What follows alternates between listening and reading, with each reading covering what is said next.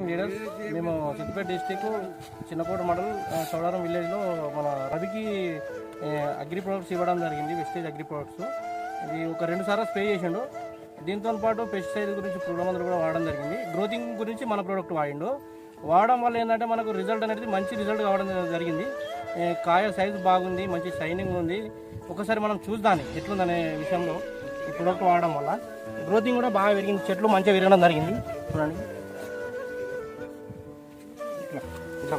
ఒకసారి చూడండి, చెట్టు కూడా మంచి అభివృద్ధి కనబడుతుంది. ఎక్కువ పంగలు రావడం జరిగింది.